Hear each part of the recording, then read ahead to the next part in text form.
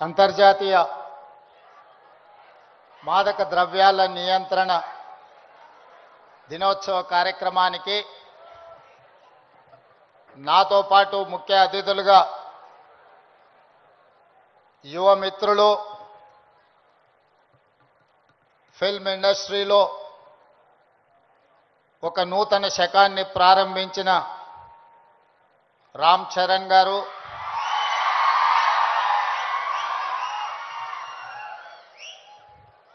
అదేవిధంగా ఏ background movie ఇండస్ట్రీలో లేకపోయినా కష్టపడితే రాణించవచ్చు అని నిరూపించిన మరో యువమిత్రులు విజయ్ దేవరకొండ గారు,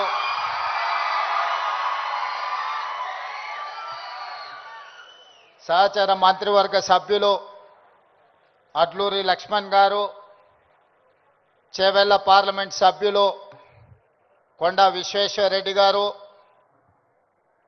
రాజ్యసభ సభ్యులు అనిల్ కుమార్ యాదవ్ గారు, film development corporation chairman Venkataramanareddy, మనందరం గౌరవంగా పిలుచుకునే దిల్ రాజు గారు, అదేవిధంగా Telangana police department DGP Jitender గారు, Telangana anti narcotics bureau DG Sandeep Sandilya గారు, ఇతర పోలీస్ ఉన్నతాధికారులు,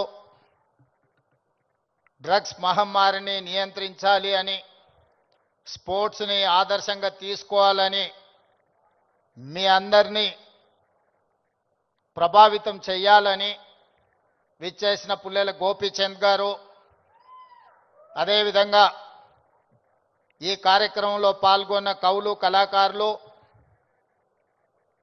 వందలాది మా యువమిత్రులందరికీ కూడా మనస్ఫూర్తిగా తెలంగాణ రాష్ట్ర ముఖ్యమంత్రిగా స్వాగతం పలుకుతున్నా. మిత్రులారా, ఈ ప్రాంతానికి, ఈ ప్రజలకు ఒక గొప్ప చరిత్ర ఉన్నది.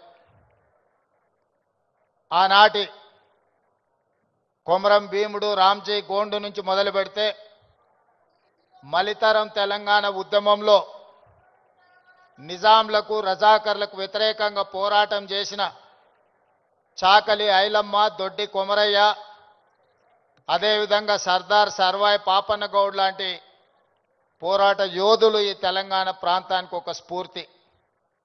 ఇంతకుముందు అక్కడ ఒక యువమిత్రుడు గుర్తు చేస్తున్నారు, మన్యం వీరుడు అల్లూరి సీతారామరాజు నుంచి మొదలు పెడితే నల్లమల వీరుడు కొమరం భీముడు వరకు ఈ ప్రాంతం ఒకనాడు జల్ జమీన్ జంగల్ కోసం పోరాటం చేస్తే మలితరంలో భూమి కోసం, భుక్తి కోసం, విముక్తి కోసం జరిగిన పోరాటాలు ఈ ప్రాంతంలో ఎక్కడ చూసినా మీకు కనిపిస్తాయి. ఇవాళ మీరు ఎక్కడికి వెళ్ళినా, అది ఆదిలాబాద్ కావచ్చు, వరంగల్ కావచ్చు, నల్లగొండ కావచ్చు, లేదా నల్లమల అడవి కావచ్చు, మన ప్రాంతం, మన ప్రజలు ఒక పోరాటానికి స్ఫూర్తినిచ్చిన వాళ్ళు. ఆ పోరాట స్ఫూర్తి నుంచి వచ్చిన ఉద్యమమే తెలంగాణ ఉద్యమం. ఈ తెలంగాణ ఉద్యమం ఆనాడు విద్యార్థుల నుంచి మొదలై తెలంగాణ రాష్ట్రాన్ని సాధించే వరకు విశ్రమించలేదు. ఆనాటి యూనివర్సిటీలు, కళాశాలలు ఉద్యమ వేదికలై ఉస్మానియా యూనివర్సిటీ, కాకతీయ యూనివర్సిటీల నుంచి మొదలు పెడితే తెలంగాణ నలుమూలల 4 కోట్ల మంది తెలంగాణ ఉద్యమంలో ముందు బాగానే నిలబడి దేశానికి కాదు ప్రపంచానికి ఒక స్ఫూర్తినిచ్చి మేము అనుకున్న ఆకాంక్ష నెరవేర్చుకునే వరకు మేము విశ్రమించము, మా రాష్ట్రాన్ని మేము సాధించుకుంటాము అని చెప్పి ఒక ఉద్యమ స్ఫూర్తిని నింపి ఇవాళ తెలంగాణ రాష్ట్రాన్ని సాధించుకొని 11 సంవత్సరాలు పూర్తి చేసుకుంటున్న సందర్భంలో ఉద్యమ స్ఫూర్తితో ముందుకు వెళ్లాల్సిన తెలంగాణ రాష్ట్రం ఈరోజు డ్రగ్స్ మహమ్మారికి బలి అవుతున్నది అని అంటే ఇది ఎంతో బాధపడవలసిన సందర్భము, మనందరం ఆలోచన చేయాల్సిన సందర్భం. మిత్రులారా, ఒకనాడు తెలంగాణ గడ్డ ఉద్యమాలకు వేదికైతే ఈనాడు ఇదే తెలంగాణ ప్రాంతం గంజాయికో డ్రగ్స్కో వేదికగా మారితే ఇది మనకు అవమానమా, ఇది మనకు ఆత్మగౌరవమా? ఒకసారి ఆలోచన చేయండి. అందుకే డిసెంబర్ 7, 2023 నాడు తెలంగాణ రాష్ట్ర రెండవ ముఖ్యమంత్రిగా ప్రమాణ స్వీకారం చేసిన మరుక్షణం స్పష్టంగా చెప్పిన, తెలంగాణ గడ్డ మీద గంజాయి కాదు కదా, గడ్డి పరకైనా మాదక ద్రవ్యాల వైపు ఆలోచన చేస్తే వాళ్ళ వెన్ను విరుస్తాము అని చెప్పి తెలంగాణ రాష్ట్ర ప్రభుత్వం స్పష్టంగా చెప్పింది. ఇవాళ మిత్రులారా, ఈ వేదిక మీద ఉన్న మేమెవరం పెద్ద పెద్ద బ్యాక్గ్రౌండ్ల నుంచి వచ్చిన వాళ్ళం కాదు. చరణ్కు బ్యాక్గ్రౌండ్ ఉంది, కానీ చరణ్ని ప్రభావితం చేసిన చిరంజీవి గారు ఏ బ్యాక్గ్రౌండ్ లేకుండా కష్టపడి కింది నుంచి ఈరోజు దేశమే గర్వించదగ్గ ఒక మహానటుడుగా ఈరోజు ఒక మంచి మనిషిగా గుర్తింపు పొందిండు అని అంటే దాదాపుగా 50 సంవత్సరాల నిరంతర శ్రమ, కఠోరమైన దీక్షతోని వాళ్ళు రాణించగలిగిన వాళ్ళు కఠోరమైన కష్టాలను ఎదుర్కొని, కష్టాలు వచ్చినా, ఇబ్బందులు ఎదురైనా, అవమానాలకు లోనైనా ఏ రోజు కూడా బాధతో కుంగిపోలేదు. భయంతో మాదక ద్రవ్యాల వైపు లేకపోతే వ్యసనాల వైపు బానిసలు కాలేదు. నిటారుగా నిలబడి వాటిని ఎదుర్కొని ఈరోజు ప్రపంచానికే ఆదర్శంగా నిలబడే విధంగా ఈరోజు వాళ్ళు రాణించారు. మరి ఈనాడు మనమందరం ఆలోచన చేయాలి. ఉద్యమ స్ఫూర్తి అయిన తెలంగాణ రాష్ట్రం, ఉద్యమాలతోనే సాధించుకున్న తెలంగాణ రాష్ట్రంలో ఈరోజు పాఠశాలల నుంచి కళాశాలల వరకు, కళాశాలల నుంచి యూనివర్సిటీల వరకు విద్యార్థులు గంజాయి ప్రభావితానికో లేకపోతే డ్రగ్స్ మహమ్మారికి బలైపోతున్నారు అని అంటే మనందరం చూసుకుంటూ కూర్చుందామా? ఒకసారి ఆలోచన చేయండి. అందుకే మిత్రులారా, ఈరోజు ప్రపంచ దేశాలలో అత్యధిక జనాభా ఉన్న దేశం భారతదేశం. కానీ ఈరోజు మీరు ఆలోచన చేయండి, మొన్న జరిగిన ఒలింపిక్స్ క్రీడల్లో పుల్లెల గోపీచంద్ గారు తయారు చేసిన వాళ్ళు కాస్తో కూస్తో మెడల్స్ సాధించి, సానియా మిర్జా కావచ్చు, లేకపోతే పివి సింధు కావచ్చు, లేదా నిఖత్ జరీన్ కావచ్చు, లేకపోతే సిరాజుద్దీన్ కావచ్చు, వీళ్ళు క్రీడలలో రాణించి ఈ దేశ ప్రతిష్టను కాపాడింది. ఒకవైపు 140 కోట్ల జనాభా ఉన్న భారతదేశం ఒలింపిక్స్లో ఒక్క గోల్డ్ మెడల్ సాధించలేదు అని అంటే ఇది ప్రపంచంలో మనకు అవమానం కాదా? ఒక్కసారి ఆలోచన చేయండి. ఈరోజు ఈ దేశంలో ఉన్న జనాభాలో 15 సంవత్సరాలు పైబడి 40 సంవత్సరాల లోపల ఉన్న యువత 68%. 140 కోట్ల జనాభాలో 68% యువత ఉన్న దేశం ప్రపంచంలో ఏకైక దేశం భారతదేశం.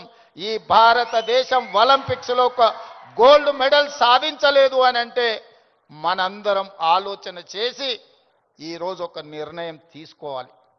అందుకే మిత్రులారా, ఈరోజు మీ అందరినీ వేదిక మీద నుంచి ఈడికొచ్చిన వాళ్ళు 100 మందే ఉండొచ్చు, కానీ తెలంగాణ రాష్ట్రంలో ఉన్న లక్షలాది మంది విద్యార్థులను ఈ వేదిక మీద నుంచి నేను అడుగుతున్న మీ రేవంత్ అన్నగా, ఇది మన దేశానికి, మన రాష్ట్రానికి గౌరవాన్ని తెచ్చిపెట్టేదేనా? ఈ గంజాయికి బానిసలం అయితే ఈరోజు ఈ దేశం మనుగడ సాధిస్తుందా? ఇంతకుముందు మిత్రులు చెప్పినట్టు మన దేశం యొక్క యువ సంపదను నిర్వీర్యం చేయాలి అంటే విజయ్ దేవరకొండ ఒక అంశాన్ని ప్రస్తావించండు. ప్రపంచ దేశాల ఆర్థిక వ్యవస్థను అధిగమించి సాంకేతికంగా అన్ని రకాలుగా ఈ దేశం ముందుకు వెళ్తే ఈ దేశాన్ని ఇంకా ఎదుర్కోలేము అన్నవాళ్ళు ఏదో రకంగా మనల్ని దెబ్బతీయాలని చూస్తారు. ఆ దెబ్బతీయడానికి ఒకరు యుద్ధం ఎన్నుకోవచ్చు, ఇంకొకరు కోవిడ్ని ఎన్నుకోవచ్చు, ఇంకొకరు గంజాయి లేదా డ్రగ్స్ ఎన్నుకోవచ్చు. శత్రులు ఏమైతే కోరుకుంటున్నారో, ఏ ఆలోచనతో ఈ దేశాన్ని నిర్వీర్యం చేయాలనుకుంటున్నారో అందులో మనం భాగస్వాములం అవుదామా? వాటిని ఎదుర్కొని నిటారుగా నిలబడదామా? ఈరోజు ఆలోచన చేయండి మిత్రులారా. ఇవాళ పంజాబ్, హర్యానా ప్రాంతాలలో, దేశ సరిహద్దు ప్రాంతాలలో దేశ రక్షణకు ఉక్కు కవచంగా నిలబడ్డ పంజాబ్ రాష్ట్రం, పోరాటాలకు దేశ స్వతంత్రంలో అగ్రభాగాన నిలబడ్డ పంజాబ్ ఈరోజు డ్రగ్స్ మహమ్మారిలో కొట్టుకుపోతుంది. ఇవాళ పంజాబ్ రాష్ట్రం నిర్వీర్యమైంది. అక్కడి యువత బానిసలుగా మారి గంజాయికు డ్రగ్స్కు లోనై ఈరోజు ఆ కుటుంబాలు ఈరోజు అంతులేని దుఃఖంలో మునిగి తేలుతున్నారంటే దీనికి కారణాన్ని మనం ఆలోచన చేయాల్సిన అవసరం ఉన్నది. ఇవాళ ఒకనాడు యుద్ధం అంటేనే పంజాబీ వీరులు యుద్ధంలో ముందు బాగానే నిలబడి దేశాన్ని గెలిపించిన వాళ్ళు ఈరోజు మరి అలాంటి వీరులున్న పంజాబ్ రాష్ట్రం నిర్వీర్యం అయిపోయి అక్కడ యువత గంజాయి డ్రగ్స్కి బానిసలు అవుతున్నారు అని అంటే ఇది ఎంత వేగంగా మనల్ని కబలిస్తుందో ఒక్కసారి ఆలోచన చేయండి. అందుకే డిసెంబర్ 7, 2023 నాడు బాధ్యత చేపట్టిన తర్వాత ఉన్నతాధికారులను మా మంత్రివర్గ సహచరులను సమీక్షకు పిలిచి స్పష్టమైన ఆదేశాలు ఇచ్చిన ఈ రాష్ట్ర సరిహద్దుల్లో ఎవరైనా కాలు పెట్టాలి అని అంటే 100 సార్లు ఆలోచన చెయ్యాలి. ఈ ప్రాంతంలో అడుగు పెడితే తిరిగి పోము. అది గంజాయి అయినా అది డ్రగ్స్ అయినా ఇంకే రకమైన మాదక ద్రవ్యాలు తెలంగాణ సరిహద్దులను దాటనివ్వద్దు. అవసరమైతే సరిహద్దులు దాటి వాళ్ళ వెన్ను విర్చాలి అని చెప్పి ఈరోజు నేను మా అధికారులకు ఆదేశాలు ఇచ్చిన. ఇవాళ ఈ అంతర్జాతీయ డ్రగ్స్ నియంత్రణ ఈ దినోత్సవం ఈరోజు ఈ కార్యక్రమంలో యువ మిత్రులు రామ్ చరణ్ కావచ్చు, విజయ్ దేవరకొండ కావచ్చు, వాళ్ళు ఎంత బిజీ స్కెడ్యూల్ ఉన్నా ఇవాళ మేమందరం కూడా ఇక్కడ ఎందుకు వచ్చినామంటే ఈ యువతకు ఒక స్ఫూర్తిని ఇవ్వాలి, ఈ యువతకు ఒక సందేశాన్ని ఇవ్వాలి, తెలంగాణ రాష్ట్రం దేశానికి ఆదర్శంగా నిలబడాలి అని. అదేవిధంగా మిత్రులారా, ఈరోజు తెలంగాణ రాష్ట్రం అంటే ఒక ఐటీ హబ్, ఈరోజు తెలంగాణ రాష్ట్రం అంటే ఒక ఫార్మా హబ్, ఈరోజు ఈ తెలంగాణ రాష్ట్రం మీరందరూ మనమందరం ఉండంగా ఇది ఒక గంజాయికో డ్రగ్స్కో హబ్గా మారితే మనందరము ఈరోజు విఫలమైనట్టే, తెలంగాణ రాష్ట్రానికి అన్యాయం చేసిన వాళ్ళం అవుతాం. అందుకే ఈరోజు ఏ పాలసీ లేని తెలంగాణ రాష్ట్రానికి స్పోర్ట్స్ పాలసీని తీసుకొచ్చినాం. యువతను సరైన మార్గంలో పెట్టాలి, వాళ్ళకు అవకాశాలు కల్పించాలి, వాళ్ళని అభివృద్ధి పదం వైపు నడిపించాలి. అందుకే నూతన విధానం ద్వారా యంగ్ ఇండియా స్కిల్స్ యూనివర్సిటీని తీసుకొచ్చినాం. ఈరోజు ప్రతి సంవత్సరం 1,10,000 మంది ఇంజనీరింగ్ విద్యార్థులు గ్రాడ్యుయేట్స్ అవుతుంటే 1,10,000 మందికి ఇంజనీరింగ్ పట్టాలు ఇస్తున్నాం. కానీ వాళ్ళకి సరైన సాంకేతిక పరిజ్ఞానాన్ని సరైన అనుభవాన్ని మనం అందించలేకపోతున్నాం. అందుకే ఒక పక్కన డిమాండ్ ఉంది, ఇంకొక పక్కన సప్లై ఉంది. కానీ డిమాండ్ సప్లై మధ్యలో there is an gap between demand and supply. అందుకే ఈరోజు ఆ డిమాండ్ అండ్ సప్లైని బ్యాలెన్స్ చేయడానికి యంగ్ ఇండియా స్కిల్స్ యూనివర్సిటీని ఈ రాష్ట్రంలో ఉన్న యువకులకు సాంకేతిక నైపుణ్యాన్ని నేర్పించి ప్రపంచ దేశాలను శాసించే విధంగా మన యువతకు శిక్షణ ఇవ్వాలి అని ఈరోజు యంగ్ ఇండియా స్కిల్స్ యూనివర్సిటీని ప్రారంభించుకున్నాం. అదేవిధంగా ఒలింపిక్స్ చూసిన తర్వాత నేను కొన్ని దేశాలు వెళ్ళొచ్చిన. సౌత్ కొరియా 4 అంటే ఒక హైదరాబాద్ జనాభా ఎంత ఉంటుందో అంత జనాభా ఉన్న ప్రాంతంలో ఈరోజు ఒలింపిక్స్లో 32 మెడల్స్ వచ్చినాయి. 32 గోల్డ్ మెడల్స్లో ఒకే ఒక సౌత్ కొరియన్ స్పోర్ట్స్ యూనివర్సిటీ అని ఒక 30 ఎకరాలలో ఉన్న యూనివర్సిటీలో 16 గోల్డ్ మెడల్స్ వచ్చినాయి. 16 గోల్డ్ మెడల్స్లో ఒక అమ్మాయికి 3 గోల్డ్ మెడల్స్ ఒలింపిక్స్లో సాధించింది. సౌత్ కొరియాలో ఒక అమ్మాయి 3 గోల్డ్ మెడల్స్ సాధిస్తే 140 కోట్ల జనాభా ఉన్న భారతదేశం ఒక గోల్డ్ మెడల్ సాధించలేదంటే ఆ దేశంలో ఉన్న ఒక అమ్మాయితో 140 కోట్ల మంది మనం పోటీ పడలేకపోతున్నాము అని అంటే ఇది ఆలోచన చెయ్యాలి. అందుకే ఈరోజు వీటన్నిటిని చూసినాం. ఆస్ట్రేలియన్ యూనివర్సిటీ, సౌత్ కొరియన్ యూనివర్సిటీలతోని ఒప్పందాలు చేసి అక్కడి నుంచి కోచ్లను, అక్కడి నుంచి నిపుణులను రప్పించి తెలంగాణను ఒక స్పోర్ట్స్ హబ్గా తీర్చిదిద్దాలి అని యంగ్ ఇండియా స్పోర్ట్స్ యూనివర్సిటీని ఈ మధ్యనే మనం పాలసీని అడాప్ట్ చేసుకున్నాం. రాబోయే రోజుల్లో తెలంగాణ రాష్ట్రం అంటే ప్రపంచ దేశాలు క్రీడల శిక్షణ ఇవ్వడానికి హైదరాబాదు నగరానికి వెళ్ళాలి అనే విధంగా దీని అభివృద్ధి పదం వైపు నడిపించాలని ఈరోజు స్పోర్ట్స్ పాలసీని తీసుకొచ్చినాం. అందుకే ఈరోజు మీరందరూ ఆలోచన చేయండి, మీరందరూ భాగస్వాములు కాండి. ఈ రాష్ట్రాన్ని బలంగా నిర్మించినప్పుడే ఈ దేశం బలపడుతుంది. ఈ దేశం బలపడ్డప్పుడే ప్రపంచ దేశాలతో పోటీ పడగలుగుతాం. ఈ రోజు మనం అందుకే తెలంగాణ రైజింగ్ 2047 అని ఒక విజన్ డాక్యుమెంట్ను, ఒక విజన్ని మనం ఈరోజు తెచ్చుకోవాలని అనుకుంటున్నాం.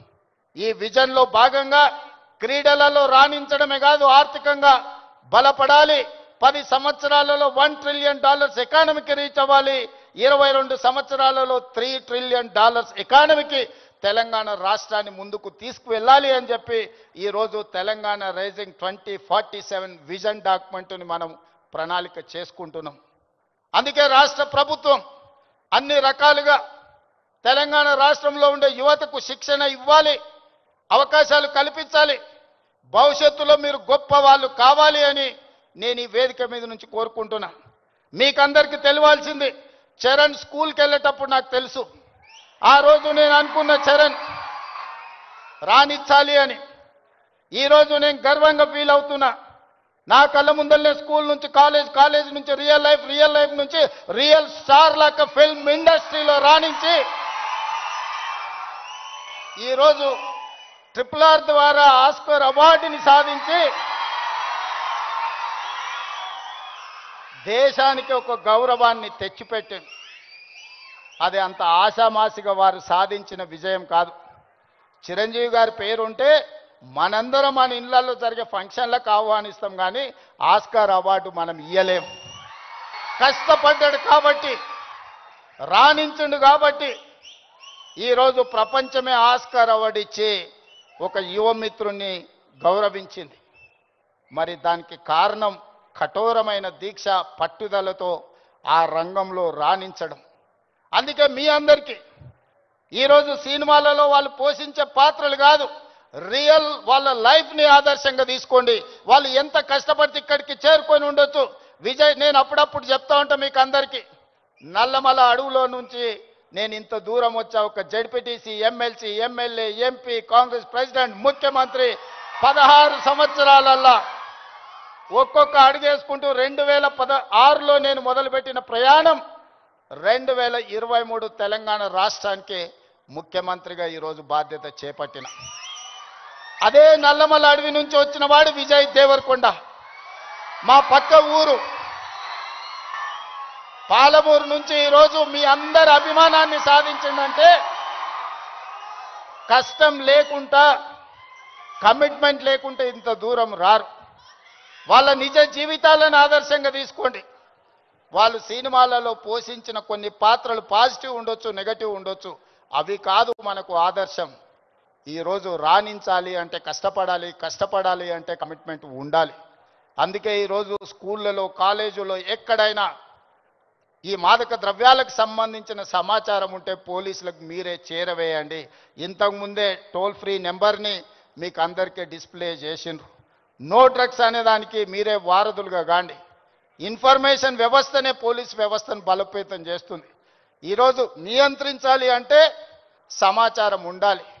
సమాచారం ఉండాలి అంటే ఆ సమాచారం కాలేజీలలో చదువుకుంటున్న విద్యార్థులు, పాఠశాలల్లో చదువుకుంటున్న విద్యార్థులు టోల్ ఫ్రీ నెంబర్కు మీరు సమాచారం అందించండి. తప్పకుండా వాటిని నియంత్రిస్తాం. ఈ వేదిక మీద నుంచి పాఠశాల, కళాశాలల యజమానులకు కూడా నేను సూచన చేస్తున్నా, రేపు మీ కళాశాలలో ఇట్లాంటి అసాంఘిక కార్యక్రమాలు జరిగితే దానికి మీరే బాధ్యత వహించాల్సి ఉంటుంది. ఎందుకంటే తల్లిదండ్రులు మీ మీద నమ్మకంతో, విశ్వాసంతో లక్షలాది రూపాయలు ఫీజులు చెల్లించి పిల్లల్ని మీ పాఠశాలలు, మీ కళాశాలలకు పంపిస్తే మీరు చదువు చెప్పడంతోనే మీ బాధ్యత అయిపోయింది అనుకుంటే కుదరదు. వాళ్ళు ఏ విధంగా వ్యవహరిస్తున్నారో, వాళ్ళు ఎలాంటి వ్యసనాలకు లోనవుతున్నారో పర్యవేక్షించాల్సిన బాధ్యత యాజమాన్యాల మీద ఉన్నది. రాబోయే రోజుల్లో మా డీజీపీ, నా యాంటీ నార్కటిక్స్ అధికారులకు నేను ఆదేశాలు ఇస్తున్నా. ఏ కళాశాల, ఏ స్కూలు ప్రాంగణంలో ఎక్కడైనా గంజాయి, డ్రగ్స్ ఆనవాళ్ళు దొరికితే యాజమాన్యాలను కూడా కేసుల్లో పెట్టండి. వాళ్ళ బాధ్యత. మనము నమ్మి మన పిల్లల్ని వాళ్ళ స్కూళ్ళకు, వాళ్ళ కాలేజీలకు పంపిస్తే లక్షలాది రూపాయల ఫీజులు కడితే వాళ్ళను పర్యవేక్షించకుండా, బాధ్యత తీసుకోకుండా ఫీజులు తీసుకుంటాం కానీ బాధ్యత తీసుకోము అంటే కుదరదు. ఖచ్చితంగా ఆ స్కూలు, కాలేజీ యాజమాన్యాలు కూడా బాధ్యత తీసుకోవాలి. మీరు ఎట్లయితే సైన్స్, మ్యాథమెటిక్స్, ఇంగ్లీష్ చెప్పడానికి టీచర్లను పెట్టుకుంటున్నారో, మీరు ఎట్లయితే స్పోర్ట్స్ కోసం మీరు టీచర్స్ని రిక్రూట్ చేస్తున్నారో, పిల్లల బిహేవియరల్ చేంజెస్ను కూడా గమనించడానికి చైల్డ్ సైకాలజీ అవగాహన ఉన్న వాళ్ళని కూడా, ప్రొఫెషనల్స్ని మీ కాలేజీల్లో, స్కూళ్ళల్లో పిల్లల ప్రవర్తనలో మార్పు గమనించాలి. ఎందుకంటే తల్లిదండ్రులు ఉద్యోగము లేకపోతే ఉపాధి పనుల్లో పడి వాళ్ళు సమయం పిల్లలతో కేటాయించలేకపోతున్నారు. అందుకే majority time kids are spending in their schools. So అక్కడనే వాళ్ళని గమనించాలి. వాళ్ళ ప్రవర్తనలో కానీ వాళ్ళ ఆలోచనలో కానీ వాళ్ళ వ్యవహార శైలిలో మార్పును గుర్తించవలసిన బాధ్యత స్కూల్ యాజమాన్యం మీద టీచర్ల మీద ఉన్నది. దయచేసి స్కూల్ యాజమాన్యులకు టీచర్లకు కూడా నా సూచన, మీ బాధ్యత అది, మీ సోషల్ రెస్పాన్సిబిలిటీ.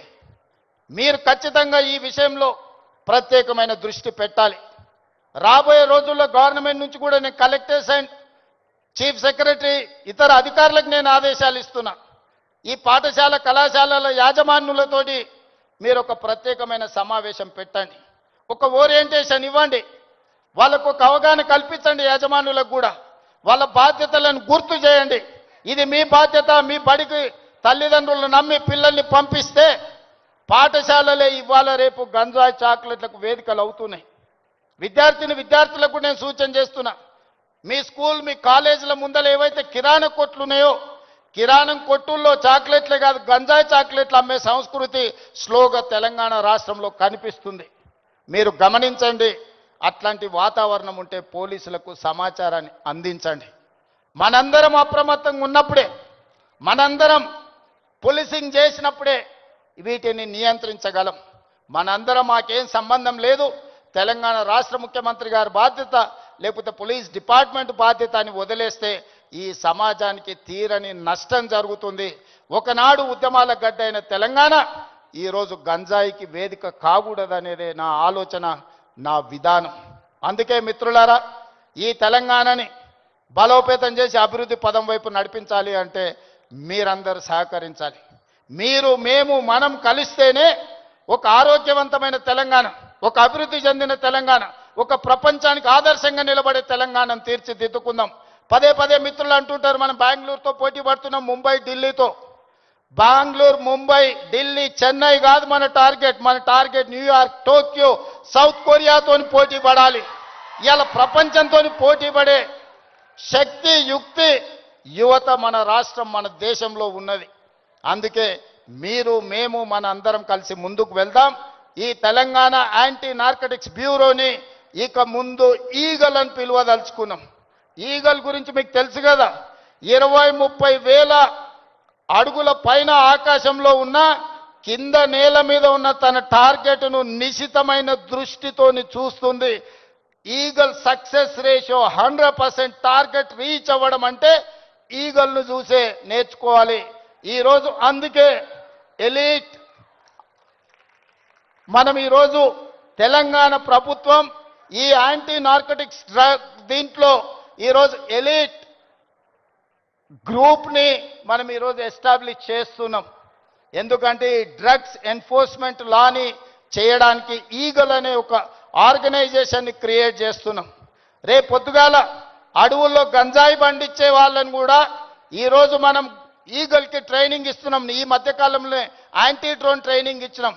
ఎక్కడైనా వివిఐపీలు ఉన్న ప్రాంతంలో ఈగలు ఉంటే సందీప్ గివ్ ఇట్ టు మీ.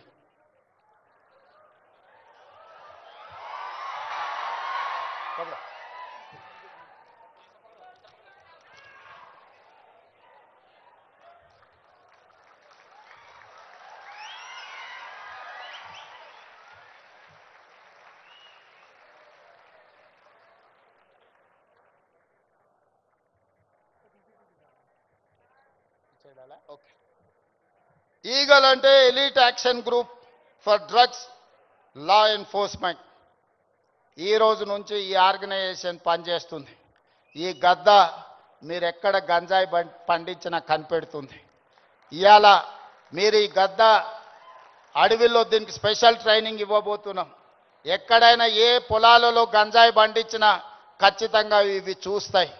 తెలంగాణలో ఉండే 1,50,00,000 ఎకరాల వ్యవసాయ భూముల్లో ఎక్కడైనా గంజాయి మొక్క మొలిస్తే కూడా ఈ డిపార్ట్మెంట్ గుర్తుపడుతుంది.